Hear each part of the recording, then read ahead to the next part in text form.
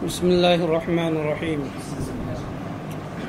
وَيَقْتَصِمَانِ بِالضَّرُورَةِ الضَّرُورَةَ وَالِاكْتِسَابَ بِالنَّظْرِ، اور تصور و تصدیق دونوں منقسم ہوتے ہیں بداہتاً ضرورت اور اکتساب بالنظر کی طرف، اور نظر کہتے ہیں امور معلومہ کو ترتیب دے کر امور مجہولہ کے حاصل کرنے کو،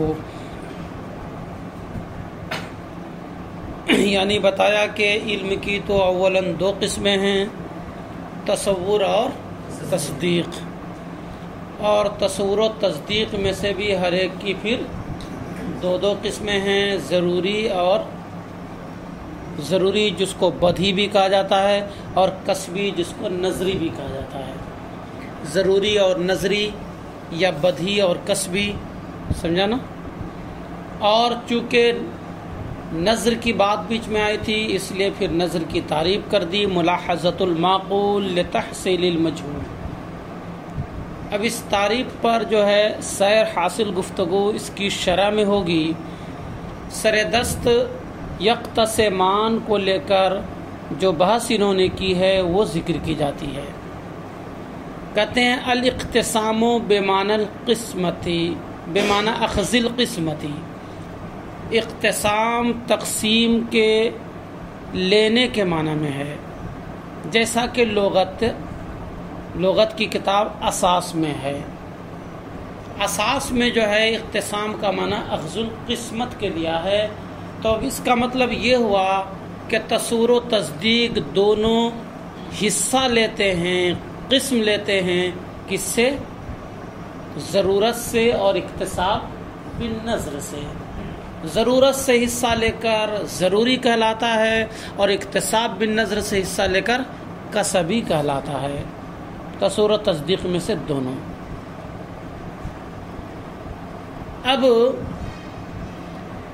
یہاں پر یہ معنی بتانے کی ضرورت کیا تھی کہ اقتسام کا معنی ہے اخذ القسمت کے، تو اس معنی کو بتانے کا مقصد ہے بعض شارحین کی جانب سے کی جانے والے توضیح کی تردید کرنا۔ یہ کتاب جس کو آپ پڑھ رہے ہو جو تہذیب المنطق ہے، اس کی ایک ہی شرح تو لکھی نہیں گئی ہے، درجنوں شرح اس کی لکھی گئی ہے۔ تو بعض شارحین نے اس مقام پر تشریح کرتے ہوئے کہا ہے کہ یقتسمان ینقسمان کے معنی میں ہے۔ کس کے معنی میں ہے؟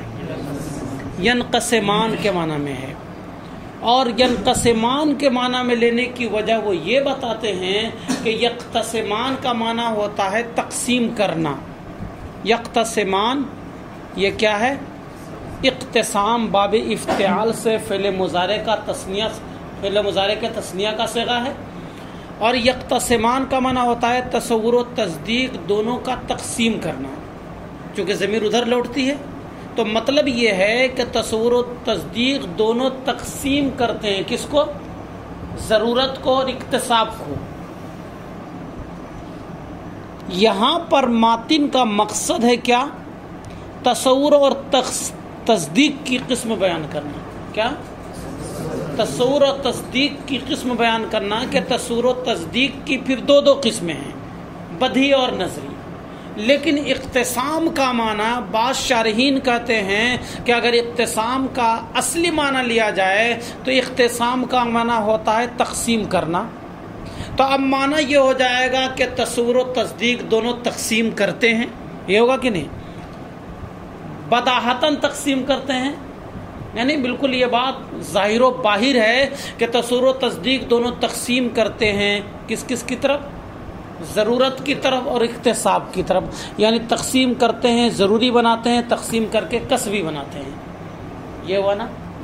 تو یہاں پر اس کا تصور و تصدیق کا منقسم ہونا ثابت نہیں ہوا، بلکہ تصور و تصدیق کا قاسم ہونا ثابت ہو گیا کہ تصور و تصدیق دونوں تقسیم کرتے ہیں، خود تقسیم نہیں ہوتے ہیں بلکہ تقسیم کرتے ہیں، کس کی طرف؟ بدیہی اور نظری کی طرف۔ حالانکہ یہاں پر مقصد ہے ماتن کا بتانا کہ یہ دونوں میں سے ہر ایک منقسم ہوتا ہے، کس کی طرف؟ بدیہی اور نظری کی طرف۔ تو چلے تھے بتانے ماتن رحمۃ اللہ تعالی علیہ انقسام کو کہ یہ دونوں منقسم ہوتے ہیں، اور ہو جا رہا ہے کہ نہیں، یہ دونوں قاسم بن جا رہے ہیں، تو مقصود کے خلاف ہے کہ نہیں؟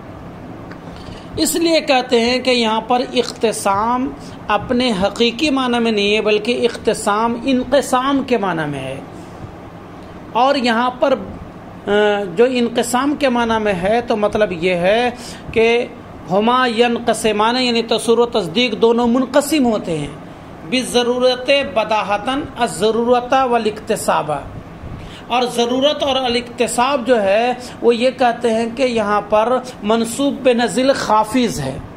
کیا ہے منصوب بنزل خافض؟ جانتے ہیں کس کو کہتے ہیں؟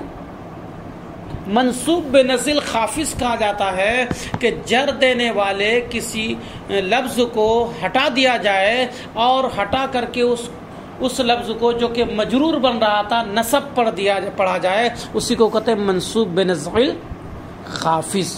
منصوب منے منصوب، اور نزع کا معنی ہٹانا، ختم کرنا، دور کرنا، خافض منے جر دینے والا، جر دینے والے کو ہٹا کر منصوب پڑھنے کو کہتے ہیں منصوب بنزل خافض۔ تو بعض شراح، غور کرنا، بعض شراح کہتے ہیں کہ یہاں پر یختصمان ینقسمان کے معنی میں ہے، اور یختصمان کو ینقسمان کے معنی میں لینے کی صورت میں کہتے ہیں کہ بعد میں جو لفظ آ رہا ہے الضرورت والاکتساب کا، یہاں پر اس سے پہلے الا مقدر ہے، اور یہ ضرورت کا جو لفظ ہے دوسرا والا ضرورت، یہ منصوب بنزل خافض ہے۔ کیا ہے؟ اب بتاؤ تو منصوب بنزل خافض کس کو کہتے ہیں؟ جر دینے والے کو حذف کر دیا جائے اور اس کی جگہ پر نصب رکھ دیا جائے، اسی کو کہتے ہیں۔ تو یہ اصل عبارت تھی ینقسمان بالضرورت الی الضرورت والاکتساب بالنظر، ٹھیک ہے؟ لیکن الا جو جر دینے والا تھا اس کو ہٹا دیا، اس کو دور کر دیا، اور وہاں پر نصب پڑھا گیا تو ہو گیا منصوب بنزل خافض، اور معنی یہ ہو گیا کہ یہ دونوں منقسم ہوتے ہیں بداہتاً ضرورت کی طرف اور اکتساب بالنظر کی طرف۔ اب یہ معنی وہ لوگ لینے پر مجبور کیوں ہوئے؟ تو وہ اس لیے کہ وہ لوگ کہتے ہیں کہ ماتن کا مقصد ہے کیا بیان کرنا؟ تصور و تصدیق کی تقسیم کرنا، کہ تصور و تصدیق دونوں منقسم ہوتا ہے، یہ مقصد ہے بیان کرنا۔ لیکن یقتسمان کا لفظ جو لائے ہیں اس سے وہ معنی حاصل نہیں ہو پا رہا ہے، کیونکہ اس سے معنی ہو جا رہا ہے کہ تصور و تصدیق دونوں تقسیم کرتے ہیں، تقسیم ہوتے نہیں بلکہ تقسیم کرتے ہیں، تو یہ تو قاسم ہو گئے۔ تو تقسیم ضرورت اور اکتساب کی تو سمجھ میں آئی، تقسیم جو ہے تصور و تصدیق کی نہیں سمجھ میں آئی، حالانکہ مقصد کیا ہے؟ تصور و تصدیق کی تقسیم بیان کرنا۔ اسی وجہ سے وہ کہتے ہیں کہ یہاں پر یقتسمان بولا گئے، یقتسمان ینقسمان کے معنی میں ہے، سمجھا کہ نہیں؟ اور اس کے بعد جو بالضرورت کے بعد جو ضرورت کا لفظ آ رہا ہے متن میں، وہ ضرورت منصوب بنزل خافض ہے، الا یہاں پر حذف کر کے الا کو جو جر دینے والا ہے نصب کو اس کی جگہ پر رکھ دیا گیا ہے، یہی کیا ہے؟ منصوب بنزل خافض ہے۔ اور مطلب یہ ہے کہ ینقسمان بالضرورت الضرورت والاکتساب بالنظر، کہ یہ دونوں منقسم ہوتے ہیں بداہتاً ضرورت کی طرف اور اکتساب بالنظر کی طرف۔ جب یہ عبارت اپنائیں گے تو اب تصور و تصدیق کا منقسم ہونا ثابت ہو جائے گا۔ بات سمجھ میں آ رہی کہ نہیں؟ تو بعض شارحین نے جو اس طرح کی تشریح کی ہے، علامہ عبدالحسین یزدی اس کی تردید کرنا چاہتے ہیں کہ جناب آپ نے جو یقتسمان کو ینقسمان کے معنی میں لیا ہے، اس کو لینے کی کوئی ضرورت نہیں ہے۔ یقتسمان کو ینقسمان کے معنی میں لینے کے بغیر بھی یہ معنی حاصل کیا جا سکتا ہے۔ جس معنی کو حاصل کرنے کے لیے اور جس بات کو ثابت کرنے کے لیے آپ نے یقتسمان کو ینقسمان کے معنی میں لیا ہے نا، اس معنی کا حصول، اس مطلب کا حصول بغیر ینقسمان کے معنی میں لیے بھی ہو سکتا ہے۔ اور وہ بئی طور کے ہم لغت کی کتاب کا مطالعہ کر رہے ہیں. لغت کی کتاب کا نام ہے اساس. اس لغت کی کتاب اساس میں اقتسام کا معنی بتایا ہے اخذ القسمت. کیا؟ اخذ القسمت. اب مطلب یہ ہے کہ مطلب اس کا ہوا حصہ لینا، قسم لینا.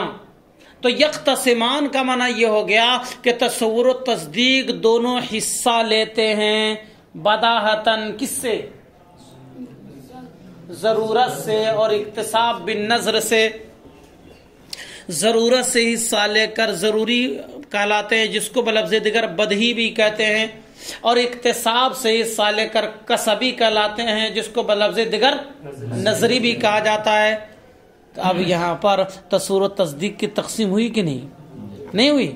تو جس مقصد کو حاصل کرنے کے لیے آپ کو اتنا پاپڑ بیلنا پڑا کہ آپ نے ینقسمان کے معنی میں لیا، پھر الضرورت کو منصوب بنزیل خافض آپ کو قرار دینا پڑا، اتنا پاپڑ بیلنے اور اتنے تکلف کے اٹھانے کی کوئی ضرورت نہیں ہے. اس تکلف کو اٹھائے بغیر بھی معنی حاصل ہو جائے گا، کیونکہ اقتسام کا معنی اخذ القسمت کے ہے. اور اخذ القسمت کا معنی جب یہاں لے کر ہم فٹ کریں گے تو اب مطلب یہ ہو جائے گا کہ تصور و تصدیق دونوں حصہ لیتے ہیں بداہتاً، ضرورت سے اور اقتصاب سے. ضرورت سے حصہ لے کر ضروری و بدہی کہلاتا ہے، اور اقتصاب سے حصہ لے کر کسبی اور نظری کہلاتا ہے. وہ تکلف کرنے کی کوئی ضرورت نہیں ہے کہ ینقسمان کے معنی میں لیں پھر ضرورت کو منصوب نزل خافض قرار دیں. بات سمجھ کہ نہیں؟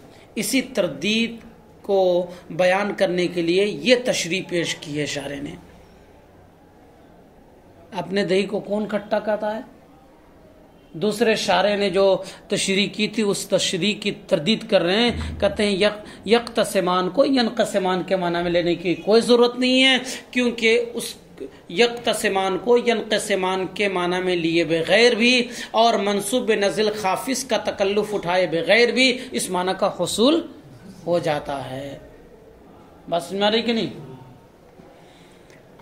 کہتے ہیں اقتسام یہ تقسیم قسمت کے لینے کے معنی میں، حصہ لینے کے معنی میں ہے، جیسا کہ لغت کی کتاب اساس میں ہے.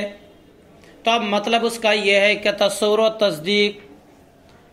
تصدیق ضرورت یعنی بلا نظر حاصل ہونے اور اقتصاب یعنی نظر کے ساتھ حاصل ہونے میں سے دونوں وصف سے حصہ لیتے ہیں. معنی پر صحیح سے غور کرنا.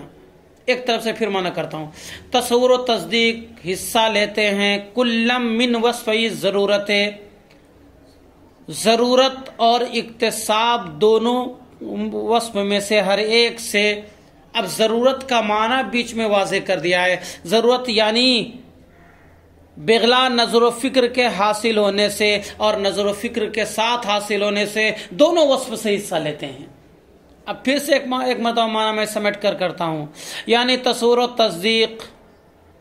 تصدیق ضرورت یعنی بلا نظر و فکر حاصل ہونے اور اقتصاب یعنی کہ نظر و فکر کے ساتھ حاصل ہونے میں سے دونوں وصف سے حصہ لیتے ہیں. معنی سمجھ میں آیا کہ نہیں؟ اب اسی کی وضاحت کرتے ہیں. تو تصور ایک حصہ ضرورت سے لے کر ضروری ہو جاتا ہے اور ایک حصہ اقتصاب سے لے کر کسبی ہو جاتا ہے. اور یہی حال تصدیق میں ہے نا. فلم کے تصدیق بھی ایک حصہ ضرورت سے لے کر ضروری و بدہی ہو جاتا ہے اور ایک حصہ تصدیق سے یہ نظر سے اقتصاب سے لے کر نظری ہو جاتا ہے، کسبی ہو جاتا ہے. اب یہ عبارت ایسی ہے کہ جہاں پر چاہے معنی جو بھی کر لو، صراحتاً تصور و تصدیق کی تقسیم نہیں سمجھ میں آتی ہے، ضمناً ہی سمجھ میں آتی ہے. صراحتاً تو سمجھ میں آتا ہے کہ ضرورت اور اقتصاب دونوں کی تقسیم ہوئی ہے، سمجھا نا. صراحتاً تصور و تصدیق کی تقسیم نہیں سمجھ میں آتی ہے، بلکہ تصور و تصدیق کی تقسیم ضمناً سمجھ میں آتی ہے. یقتسمان دونوں حصہ لیتے ہیں ضرورت اور اقتصاب سے. تو ضرورت اور اقتصاب کی تقسیم ہے نا براہ راست سمجھ میں آ رہی ہے، اور تصور و تصدیق کی تقسیم اس کے ضمن میں ہو کر کہتے ہیں کبھی کبھی ایسا ہوتا ہے، دیکھو کوئی چیز بات، یہ بلغا کا طریقہ ہے، فصحا کا طریقہ ہے کہ کسی بات کو پائیدار طریقے پر ذہن میں بسانے کے لیے مخفی رکھتے ہیں، سمجھا نا؟ جانتے ہیں کہ یہ موبائل جامی صاحب کا ہے اور میرا موبائل کہیں گر گیا تھا، پایا بھی ہے، جان رہا ہے، لیکن وہ محفل میں آ کے کرائے کسی کا کوئی سامان گم ہوا ہے کیا، کسی کا کوئی سامان گم ہوا ہے کیا، تاکہ سب لوگ اپنی اپنی پاکٹ کو ٹٹول کر دیکھ لیں، سمجھا نا؟ اور پائیدار طریقے سے، ہاں میرا ہی موبائل، میرا موبائل گم ہو گیا ہے، سراہتن نہیں کریں کہ میں نے ایک موبائل پایا ہے، کس کا موبائل ہے، میں نے ایک موبائل پایا ہے، کس کا موبائل ہے، ایسی سراہت کچھ نہیں بیان کر رہے ہیں۔ تو کبھی کبھار ایسا ہوتا ہے کہ بات کو پائیدار طریقے پر ذہن میں بسانے کے لیے صراحتاً کوئی چیز بیان نہیں کی جاتی بلکہ ضمناً بیان کر دی جاتی ہے، سمجھا نا؟ تو یہاں پر بھی وہ معنی بھی لے لو جو معنی کے شارح بتانا چاہتے ہیں، اس معنی کے اعتبار سے بھی تصور و تصدیق کی تقسیم براہ راست سمجھ میں نہیں آتی، بلکہ تصور و تصدیق کی تقسیم ضمناً ہی سمجھ میں آتی ہے۔ اب سوال یہ پیدا ہوتا ہے کہ جب مقصود تھا تصور و تصدیق کی تقسیم کرنا، تو یہاں پر شارح کو، ماتن کو ایسی بار اختیار کرنی چاہیے کہ ڈائریکٹ تصور و تصدیق کی تقسیم کو بتلاتا، لیکن ایسے لفظ کا استعمال کیا جسے تصور و تصدیق کی تقسیم سمجھ میں تو آتی مگر ضمناً صراحتاً نہیں۔ اس میں کیا راز ہے؟ کہتے ہیں جناب دیکھو، صحیح بات تو یہی ہے کہ تصور و تصدیق کی تقسیم صراحتاً سمجھ میں نہیں آتی، صراحتاً ضرورت و اکتساب ہی کی تقسیم سمجھ میں آتی ہے، اور تصور و تصدیق کی تقسیم ضمناً سمجھ میں آتی ہے، سمجھا نا؟ کنایتاً سمجھ میں آتی ہے، اور کہا جاتا ہے، یہ جملہ اہل لغت بولتے ہیں، الاشارۃ والکنایۃ ابلغ من التصریح، اشارہ اور کنایہ تصریح سے زیادہ بلیغ ہوتا ہے، زیادہ اثردار ہوتا ہے۔ پہلے سے ہاشم و محبول کے درمیان گڑ پوڑی پک چکی ہے، گڑ پوڑی چپک چکی ہے کا مفہوم سمجھتے ہو؟ نہیں سمجھتے؟ پلان تیار ہو چکا ہے، منصوبہ بن چکا ہے کہ دیکھو میں وہاں پر کھول کر تو نہیں بول پاؤں گا، ایک ہم نے بڑا سا رکھا ہے موبائل، سمجھے نا؟ اور ہم لوگ اس میں ایک بہت زوردار چیز ڈاؤن لوڈ کر کے لائے ہیں، اگر دیکھنا ہے تو ساتھیوں کے بیچ میں صرف اشارہ کروں گا، آ جانا میرے ساتھ، ابھی تو گھنٹی خالی ہے، فلاں استاد نہیں ہے، چلو جا کے ادھر لیٹرنگ خانے میں گھس جاتے دونوں، وہیں دیکھتے ہیں، کان میں لیڈ لگا لیتے ہیں۔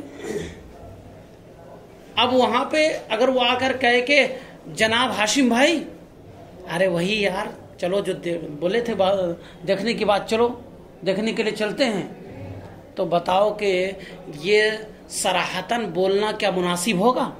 سارے ساتھیوں کو بھی پتا چلے گا، اور کیا پتا ساتھیوں میں سے کوئی جو ہے کسی استاذ کا جاسوس بھی ہو، اور استاذ کو جا کر بتا دے کہ حضرت محبول اور ہاشم نے مشترکہ طور پر ایک موبائل لیا ہے، وہ بھی اینڈرائیڈ موبائل، وہ بھی 1+، اور اس میں نہ جانے کیا کیا پلس کر کے رکھے ہیں، اور دیکھنے کے لیے گئے ہیں فلاں جگہ پہ، تو پتہ چلا دونوں کا خرچہ ہو جائے گا۔ اس لیے وہاں پر محبول چپکے سے آیا، ہاشم بھائی السلام علیکم، آنکھ مار دیا، اشارہ کر دیا، اور اب ہاشم بھائی چلے گئے، اٹھ کے سمجھ گئے پہلے سے تو پلان تیار ہی ہے۔ ایک ایگزامپل دیا ہم نے۔ تو کبھی ایسا ہوتا ہے کہ اشارے اور کنائے میں بات کرنا صراحتاً بات کرنے سے زیادہ بلیغ اور زیادہ اثر انداز ہوتا ہے۔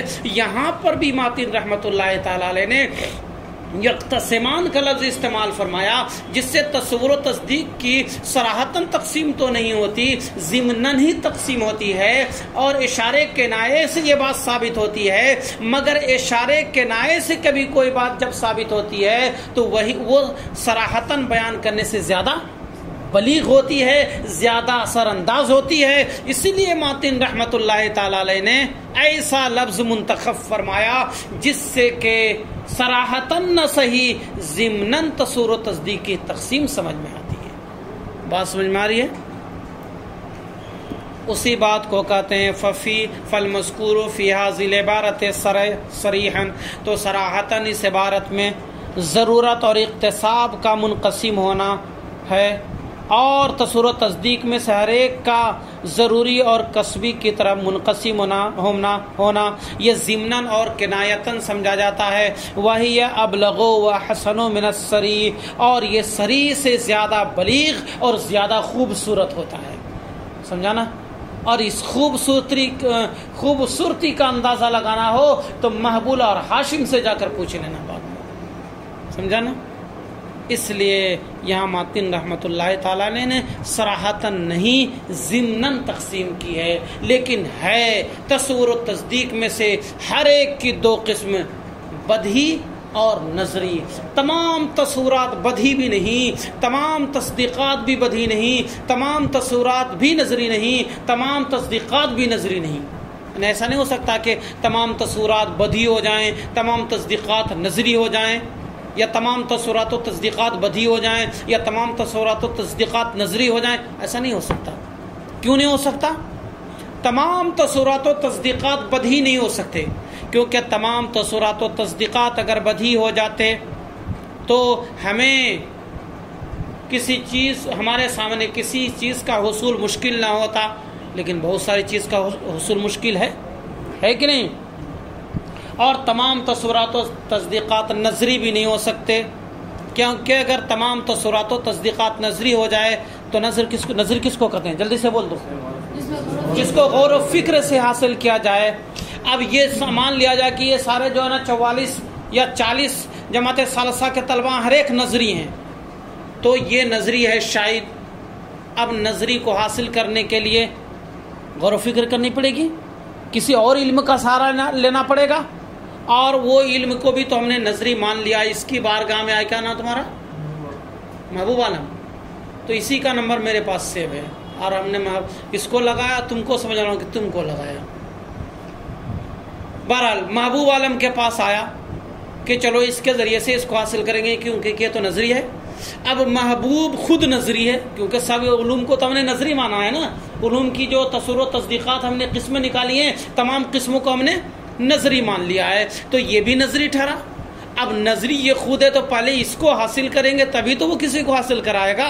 اب اس کو حاصل کرنے کے لیے دوسرے علم کا سہارا لینا پڑے گا. حامد جیسے علم کے پاس پہنچے، اور حامد کیا چشمہ لگایا ہوا ہے تو تھوڑا نا بدھی ہو گیا.